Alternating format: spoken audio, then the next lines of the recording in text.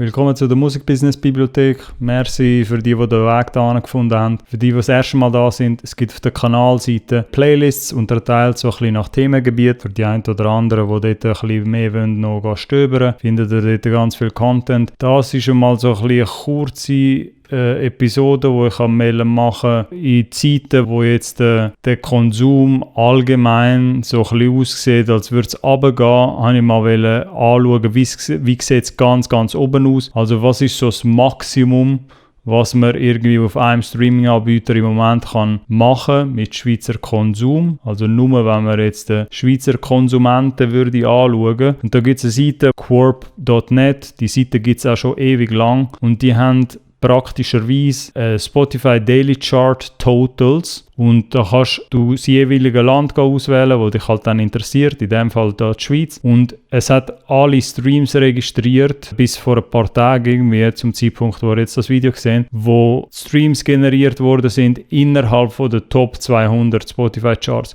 Sprich, wenn der Song ab dem Zeitpunkt, wo der Song auf Position 200 oder 1 bis 199 ist, registriert es die Streams täglich, weil die Streams kann man auch öffentlich anschauen. Spotify gibt die täglichen Streams Preis, solange man halt in der Top 200 ist. Und die Seite macht einfach nichts anderes als jeden Tag das tracken und tut er nachher auch ein Total berechnen bzw. ein Total ausweisen. Und das ist so ein bisschen das nächstmöglichste, was man zu einem wahrheitsgetreuen Bild bekommen, wie viel Konsum man auch gegen also die oberen Positionen, wenn man zum Beispiel die Frage sich würde stellen, der meistgestreamte Song in der Schweiz, wie viele Streams kann der jemand ausrichten? Im Moment ist das The Weeknd mit Blinding Lights. Da sieht man dann auch, dass er irgendwie über 1300 Tage in diesen Top 200 vorgekommen ist. Auch die Peak Streams und am Schluss sieht man das Total. Das ist jetzt in dem Fall 25 Millionen Streams, wo der Song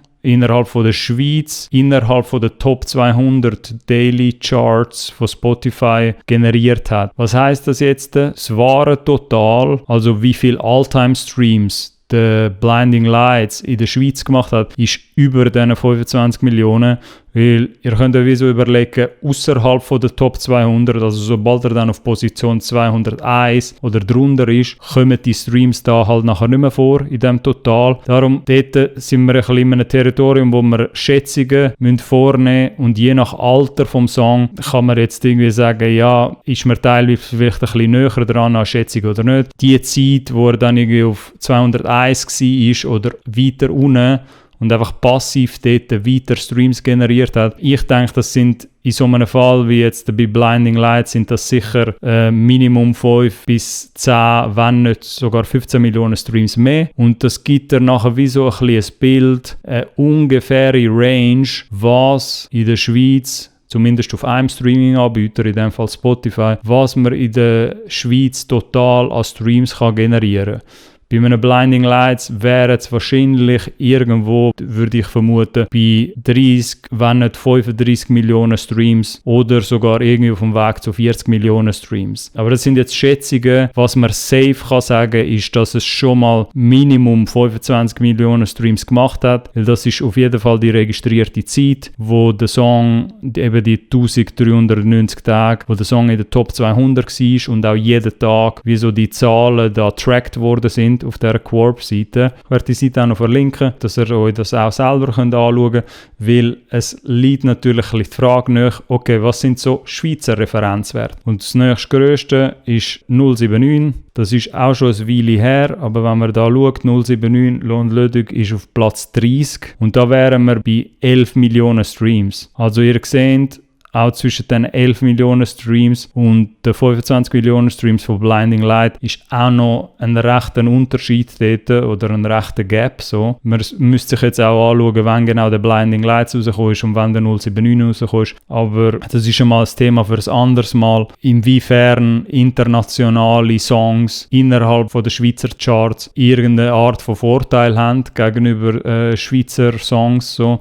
Nichtsdestotrotz ist es einfach mal auch gut, so ein bisschen bisschen die Levels können abschätzen, was so ein meistgestreamter Schweizer Song kann ausrichten und was ein internationaler Song kann ausrichten. Dann Vollständigkeit halber schauen wir uns noch den Juicy an, weil der ein bisschen aktueller ist, ein aktuellerer Hit. Und da wird man sehen, dass er bei total 3,2 Millionen Streams oder knapp 3,3 Millionen Streams ist, wo er auch wieder innerhalb von der Top 200 gemacht hat.